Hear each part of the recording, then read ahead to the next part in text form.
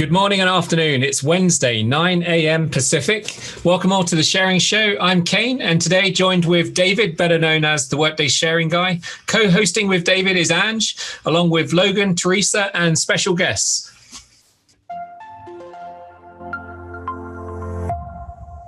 Thank you, Kane. Can you tell me what is the most important thing about the Zoom chat?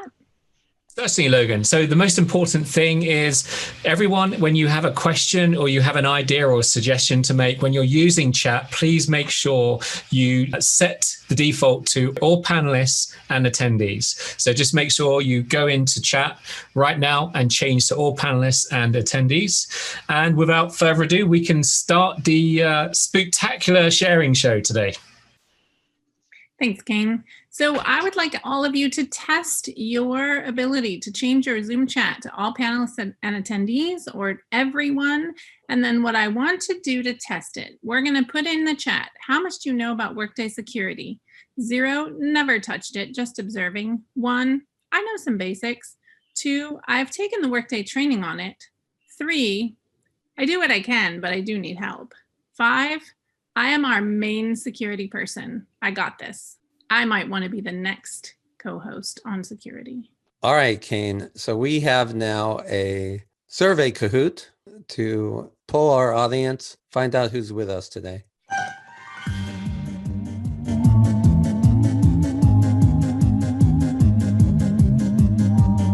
Okay, on your phone or browser, open up kahoot.it, not kahoot.com, it's kahoot.it, and the pin is 682692. And this is not a quiz, it's a survey. There are no correct answers. We want to find out who you are, who's with us today. 682692, 682692.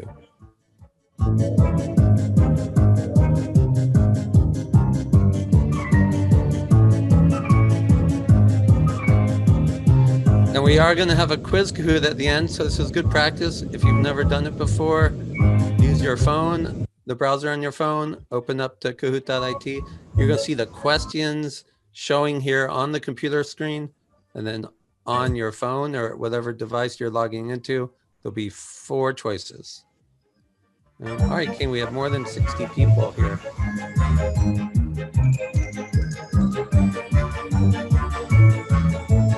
All right, here comes the first survey question. What time zone are you in? Are you in USA Eastern Time, USA Central? Are you in USA Mountain or Pacific? Are you in some other time zone? Of course, we welcome our fans from Canada and Mexico and Hawaii, Alaska, and everywhere in the world.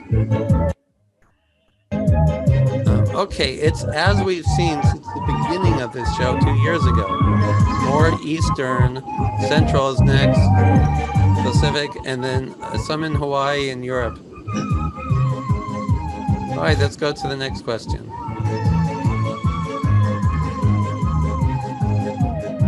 For Thanksgiving or December winter break, if you travel, what are you going to travel by plane? If you travel, are you going to travel by train? Are you going to go by car, or you're not going to travel at all this year? In a plane, in a train, green eggs and ham.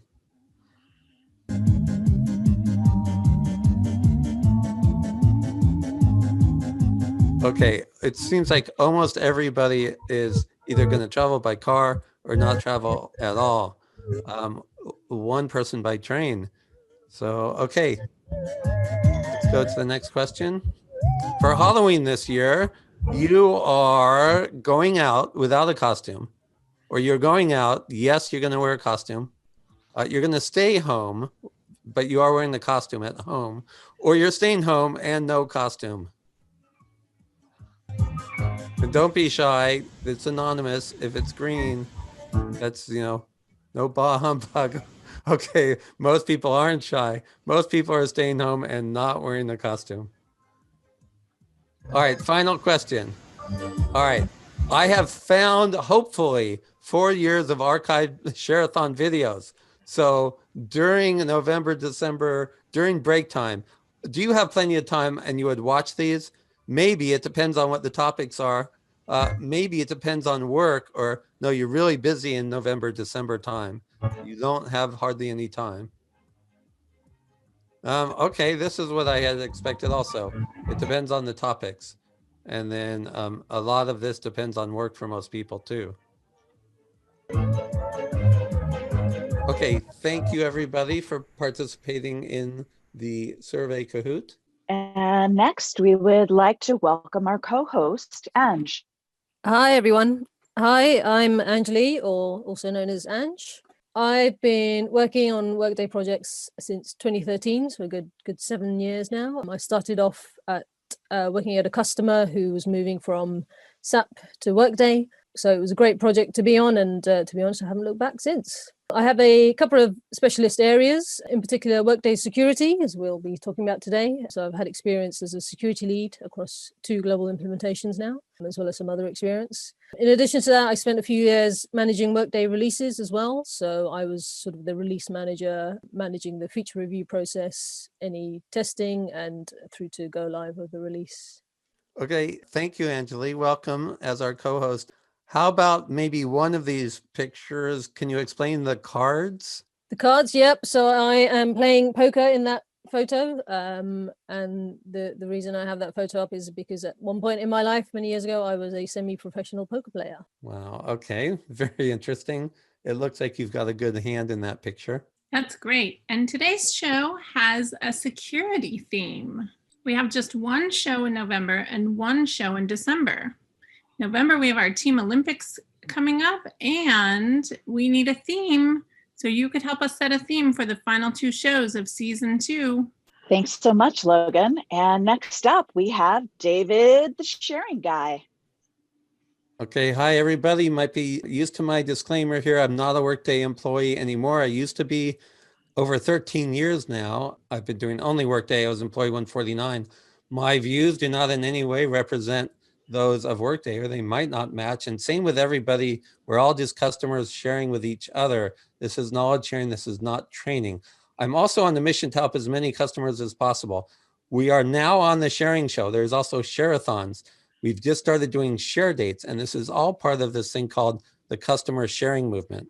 So many of you have seen this picture, hopefully, where we've just announced share dates, and you'll see in the middle here, 2 upcoming share-a-thons. Anjali's helping, of course, with the security one, Thursday, November 12th, and we'll have a Prism share-a-thon on Tuesday, December 8th.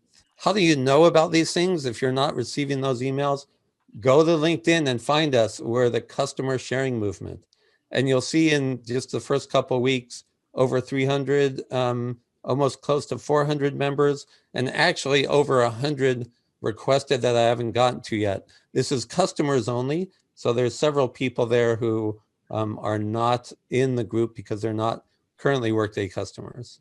So a few updates since Rising last year. It's been a whole year, and I just want to review this, especially since it's Halloween.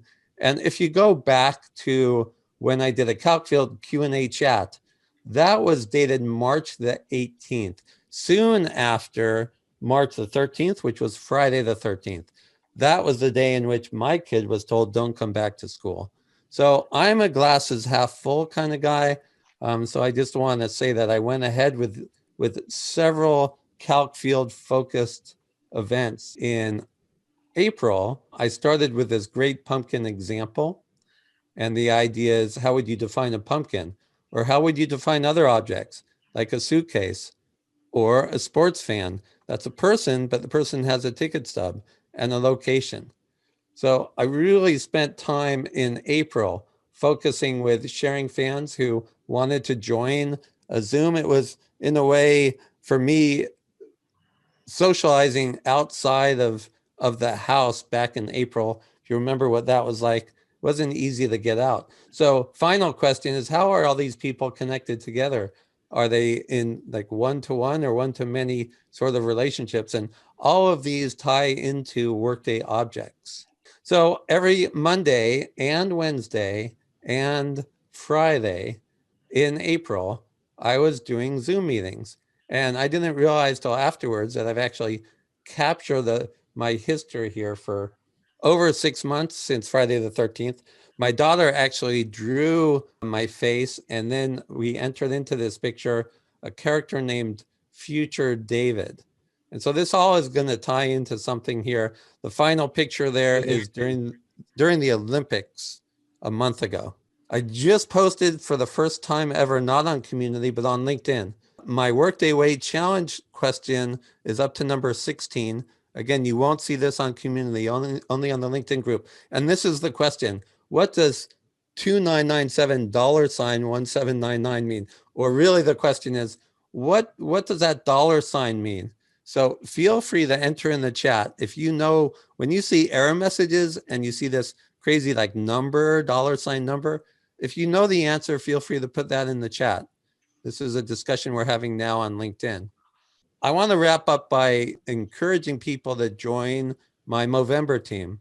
So I lost a World Series bet a couple of years ago to a good friend of mine, Caroline, in the middle of those pictures. I'm a Dodger fan. She's a Boston Red Sox fan. I showed up at Rising with my mo for my mustache early, but wearing the Red Sox t-shirt at the customer appreciation party. Now what we're doing is we are starting on November 1st, the Workday Alumni Customer and Friend Team. That picture on the left is a post I put on LinkedIn, has all the description instructions of how to join the team. And now here comes the part where I'm going to summarize. On the right, that's where we were when we started on November 1st last year. We grew to 61, and I'm trying to get to 100. If we get to 100, then we are going to use the sharing show, and someone is going to get to pick what I look like for the Team Olympics on December 1st. I've gone over 6 months. It's time to get rid of this pandemic look. Usually Movember, you start clean shaven and you grow a mustache during the month of Movember. Women do exercise, men do exercise. And there's somebody I mentioned on the last show went the whole month not wearing makeup. And so it's up to you. It's a co-ed team, but I'm trying to get to 100 members. And David, how do we get to pick your look? Okay, so first you have to join the team. And as long as we get up to 100 members, I'll tell you more on the next show, which is November 11th. But at the very end of the month, you could pick. If you want to go half mo, you could see I've practiced doing that. All right. And who do we have up next on our agenda? Next, we have Carrie with security components. Welcome, Carrie.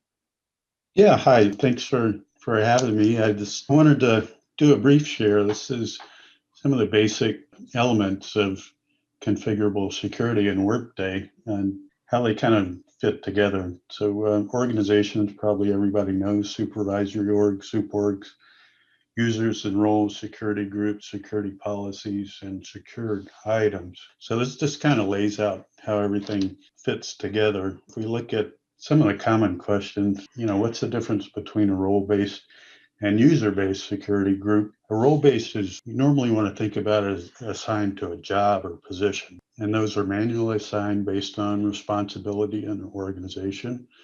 User-based is assigned to a person based on their administrative responsibility. Now there's another group that's process maintained that's not on this graph, but those would be things that come about by processes like being hired or terminated.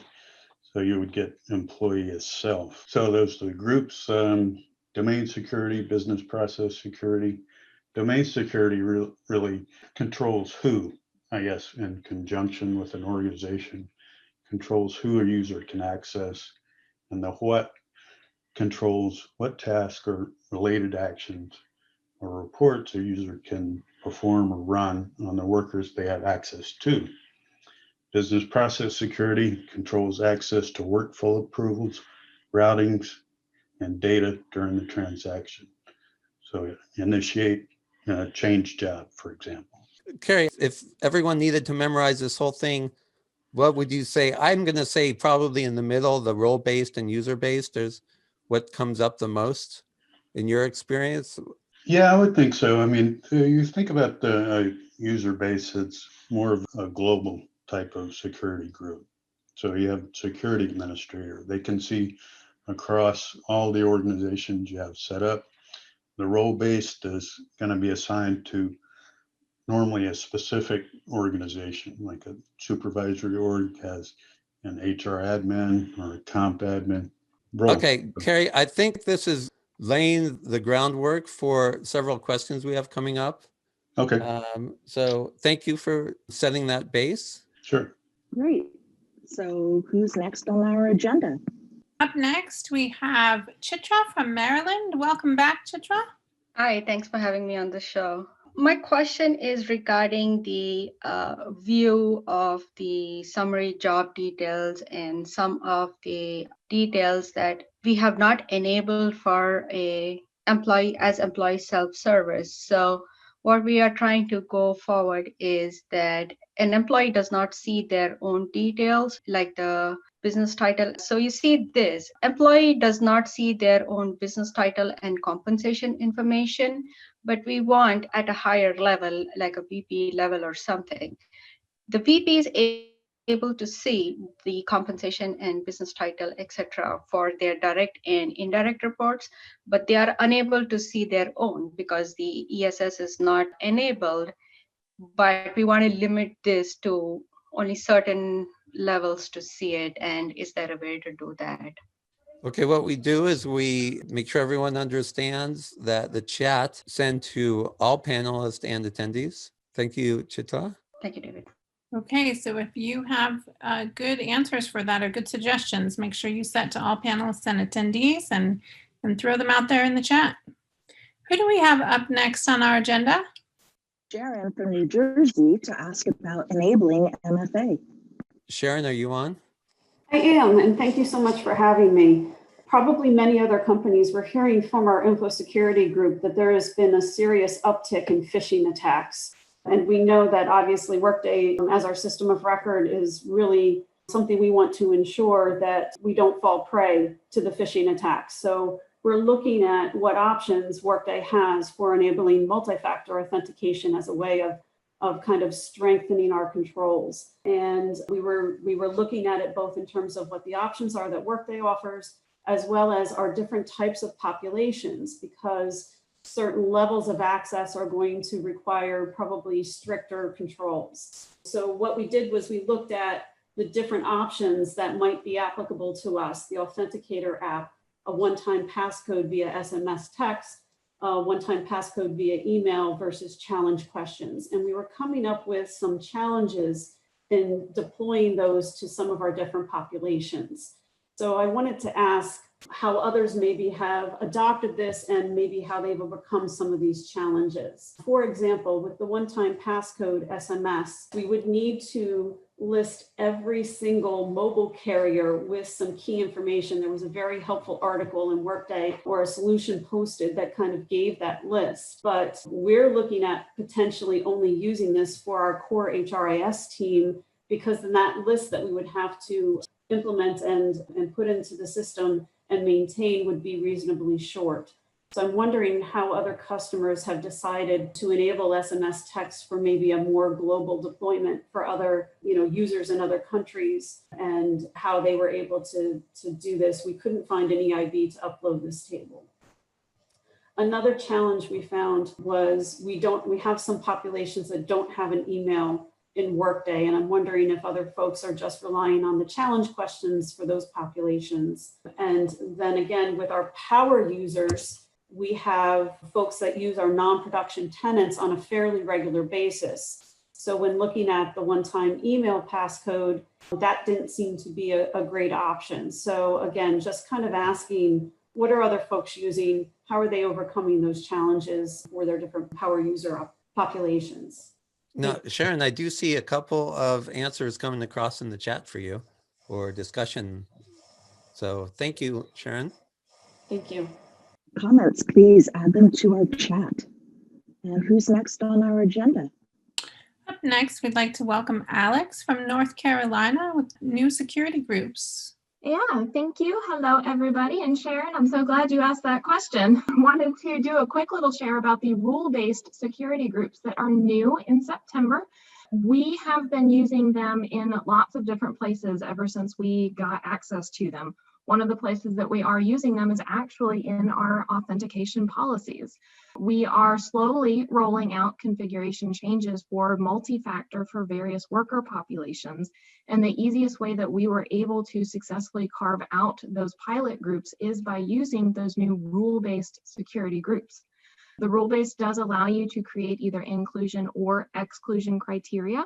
The field selection that you are able to access for those condition rules is going to be a little bit limited. Again, it's a brand new feature that Workday has given to us. However, I've been very excited to be able to use it. I show on screen here one of the examples that we've got in our authentication policy to target the rule-based pilot population for our authentication. We threw open the floodgates and just kind of let anybody in the pilot group pick whichever multi-factor option that the employee wanted to choose. We've got everything activated except for Duo, just because the company is not quite ready to sign that contract. In addition to using these rule-based security groups, we're also using them for other piloting projects. So we are rolling out work schedules slowly for our retail population. And we've been using rule-based security groups to define who has access to both see and take action on those work schedules. The other great way that we have already started using rule-based security is by creating proxy access policies for our HR business partners. So all of our HR VPs are not allowed to see other HR data, and we wanted to make sure that they are still able to assist managers and employees in troubleshooting various things in our sandbox environments. So we were able to create an exclusion rule to permit the HR business partners to access, or proxy rather, as people that are not in HR, which has been really great. My ask for anybody else in the chat is, how are you possibly already using those rule-based security groups in your own environments? What are some things that you might be thinking about that you are wanting to use them for? And Alex, my guess is a lot of people might have missed this new edition in 2020 R2. Mm-hmm. So feel free to share that as well in the chat. Yeah. Like your thanks to Alex for bringing this up. Thank you, Alex. Absolutely. Yeah, that's great information. And who do we have up next on our agenda? From Pennsylvania to talk about excluding security groups. Today, I'm going to share how we're using a membership role with a custom org to include a population. And I say include, but it's really exclusion criteria. But the security team was asked to find a way for the Workday delivered primary manager role to see compensations on additional jobs, but only for certain job families, what we'll call supplemental job families. With the method that we're using, we're mostly there. I'm not sure if the other piece is possible, but we're still working on it. Intersection security groups allow you to include security groups, exclude security groups, and also let you select a population that the security group cannot access, which is the exclusion criteria. That's the functionality I'm going to share today. First, we created a membership role to capture all of the job families that we did not want to be included. So every job family other than the supplemental job families are captured in this membership role. Since intersection security groups work from exclusion criteria, we had to think backwards on this. We then created a custom org using the membership rule and ran a reorg to turn the membership rule from static to dynamic. I just want to note too, there is a note on the documentation that Workday does not recommend using intersection security groups that use excluded organizations in BP security policies. So we're going to have to figure out if that's going to impact us later on down the road for this. We could then use a custom org in the intersection security group as an exclusion. This allows the primary manager to see compensations for all additional jobs, but only for those employees who have an additional job in the supplemental job family that we did not include in the membership role. Ideally, we'd like to limit the compensations to just the supplemental job families, but we're still working on determining the feasibility of this. And they're also changing specs, so it may not even be needed to go to that level. We did investigate using the new role-based security groups, but we found the functionality is too limited for this request. But I would love to hear other ideas if you have them. Okay, thank you, Heather. The chat's been pretty active, but let's keep it going. Let's see, Heather, hopefully people will add to your discussion. So thank you, Heather. Great. Who's next on our agenda? Well, it looks like we're going to go back to our co-host, Anjali. Hey there, thank you. Okay, everyone, I'm going to talk you through some security scenarios. These are specifically focused on role-based scenarios. So as the beginning of every great Workday project, everyone starts with great intentions. So I'll come on board to a project and customers will say, let's keep security simple. Okay, so let's have a look at a simple scenario. So here we go. Hopefully you've got lots of these simple scenarios set up in your organization. So here we have a worker who is assigned a role, and the role is linked to one security group. So you'll notice the domain and business process security policies are linked to the security group, and the role is attached to the worker. So an important point here is that roles and security groups are separate entities in Workdays, and I sometimes naughtily use the terms interchangeably, but once you get deep into security, you need to understand the difference between roles and security groups. Okay, so we're trying to keep it simple, but if we go on to the next slide, inevitably you're a complex organization and you've got more requirements. So next we're going to look at a requirement where your HR partners have access to compensation for the workers that they support, but you also want your HR partners to have access to everyone's relocation preferences, whether they support that person or not. So now if we think back to our simple scenario, we had one role and one security group. So now what I've introduced here, in where you can see the little new icon, is an unconstrained security group. So this role, in this scenario, this role is going to be linked to two security groups. Most of the domain and business process security policies will be attached to the constrained security group. So for example, compensation, you only want your HR partner to see compensation for the people they support. So you want constrained access. But here we have an example of where you might use an unconstrained role-based security group. So the relocation preferences, where you want your HR partner to see relocation preferences for everyone in Workday, that security policy would be attached to the unconstrained security group. All right, so Anjali, that's about as complicated as it gets there. Is that what you're telling us? Well, no, we're just on the tip of the iceberg, actually. So maybe on day 3, the customer will come up with another requirement here. So we have, in this scenario, we've got HR partners who support specific teams within specific countries.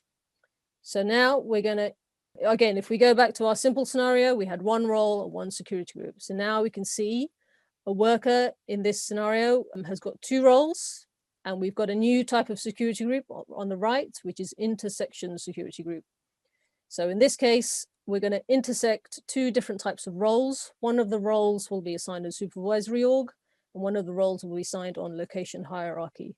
So the worker that's assigned these 2 roles will see and be able to do things in Workday where the supervisory org and the location intersect. So if somebody's a member of a supervisory org in that specific location. One point to note here, which is key, previously so far we've had just 1 role per worker. In this case, for intersection security to work correctly, we need 2 roles per worker. Okay, and that's about as complicated as it'll get. No, we can get more complex, as customers often do. So our next scenario, we've got our HR partners having access to compensation, as we saw previously, but this time around, we don't want the HR partners to see compensation for their peers within HR. So if we have a look at that, we have here, I'm going to introduce the concept of aggregate security.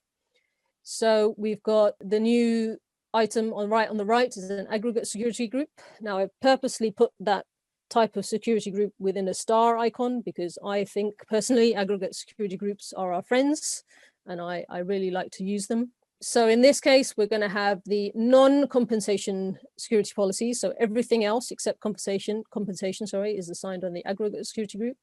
But the security policy for compensation will be assigned specifically on the top half, which is showing the security groups and roles that are relevant for HR. Now, the piece that dictates whether you see compensation for HR or not HR is the other new elements on the left, which is where the roles are assigned. So if you support HR, you'll be assigned the role on a HR population. And if you don't support HR, you'll be assigned the other role on a non-HR population. Now, hopefully you've got something set up in Workday, i.e. an organization that already exists that helps you separate HR from HR. So for example, all of your HR people might be within the same supervisory org. But if not, you may need to create a custom org to meet the scenario. So you'll have a custom org, which will have values such as HR versus non-HR. Now, I wonder, Anjali, if there are going to be more questions on this. I know Alex is laughing because she knows what comes next. Are you ready to go to the next? Yep, let's push it up to the next level. So we've talked about a number of scenarios so far, but of course, there are always those customers that just want everything all together. So we're going to go to our next mind-blown security scenario. So this is a scenario that sort of amalgamates everything we've talked about so far. So you've got your aggregate security group, which links to 2 intersection security groups, which in turn links to 2 security groups. So, and in the middle there, I've got the middle piece, which is the unconstrained security group. So you'll see here, each worker has 3 roles. The new concept I've introduced here are excludes, which someone mentioned earlier as well. So here we've got intersection security groups, which have organizations that they exclude, which lets you separate your HR versus your non-HR populations. The main benefit of the aggregate security group, I'll just add, is so that you're updating most security in one place. So you can see here, we've got multiple security groups. So rather than having to update all the different security groups all the time, one of the main advantages of aggregate security is that you've got one single place where you're updating most of your security. One important point I'd make, of course, is I think this complicated model probably highlights that you want to sit down before you build anything to think through exactly what your requirements are and build something out, design something, should I say. And then even when you've designed it, obviously you need to design, build, and test before you go into implementation. Okay, Anjali, thank you for this. I think this is as complicated as this gets. Although when we do our quiz Kahoot, the winner of that might win spending time with you on security. And so I think that you might end up coming back to this slide. But let's see if anyone on the chat wants me to go backwards to any of the previous. I think it'll be just nice to go through those because you set this up pretty nicely and you were referring to this beginning 1 role, 1 security group, and then you grew it for the use cases as they got more complex. So, okay, thank you, Ange. That's great. That's a ton of information and good advice. Thank you. So, Chris, do you want to talk to us about Team Olympics? Sure thing. Hi, everybody. So we already hosted the individual Olympics. Thank you for all those who participated last time. The Team Olympics is going to be into 3 different categories. People can form teams out of their RUG chapters, a company team, or an open team. If you don't have a team, but you want to participate, ask us. We can hook you up with somebody else that wants to attend so we can help you form your own team to compete. As you see here, tentative date, we're looking at early December. There's a chance it's the 2nd or the 3rd, but assume for now it's December 1st. And questions will be around all the topics you see there. So if you're thinking about forming a team, you want to have people that have a mix of different areas of the product, because the questions won't be in a Kahoots format, because obviously that was good for individuals. It'll be a Google spreadsheet that we send to every captain where you'll fill out your answers as you see the questions, and then it'll auto-populate on our end. So we'll see teams answering those questions and compile the results and announce the winners. Thank you, Chris. I think that's good. For those who participated in the individual, they might be good at Kahoots, but this is a different situation. You want to have on your team of 6 as many of these areas covered as possible. So, Chris, thank you for sponsoring this. I'm looking forward to it. Yes. Okay. There's where you register for it on thesharingshow.com. And we're getting ready to wrap up. I do want to say that at 10 o'clock, one of our past co-sponsors, Utmost, they have their monthly Wednesday 10 a.m. demos. So for those who are interested in that, I don't have a slide for it. My friend from back in Workday days when we both worked at Workday, Dan, heads up this company called Utmost, utmost.co. So at 10 o'clock, right after we're done with this Kahoot, go over to utmost.co if you'd like to see their monthly demo. So Kane, we are ready now for our quiz Kahoot.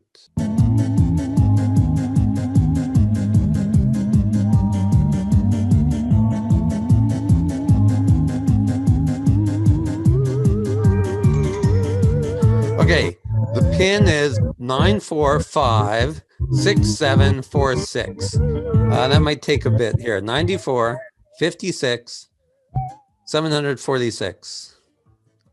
Of course, that is 9,456,746. Or maybe the best way to do that is 9456746. And this is a quiz Kahoot. I think there are 5 questions. There are only one right answer for each one. And then Kane, if you have it set up, will spin a wheel at the end to see what the winner won. Like I said, maybe with Ange or others, a free hour. So here's a quiz question. Every Halloween, Charlie Brown helps Linus wait for what character to appear? Lucy, Peppermint Patty, the Great Pumpkin, Count Dracula.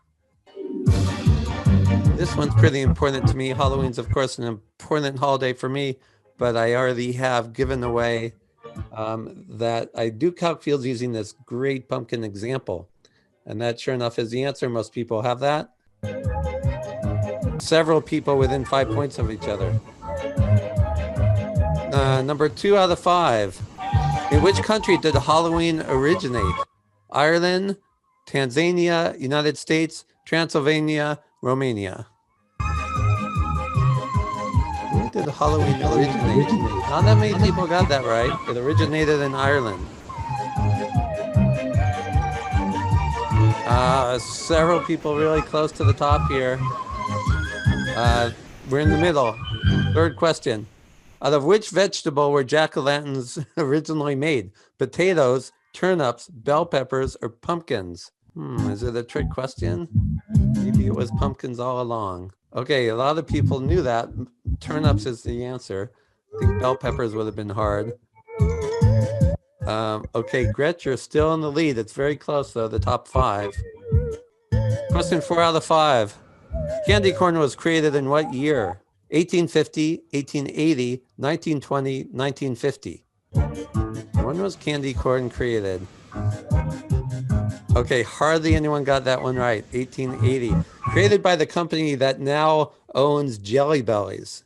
Okay, Sarah, you've moved up to the top spot. Nathan, not too far behind. There's one final question. Which of these is not a type of Workday security group? Aggregate, role-based, simple, intersection. Which one is not a Workday security group? Everyone got this right. Practically everybody. So let's see who has the highest score. Sarah, congratulations. You're 57 points ahead of Nathan.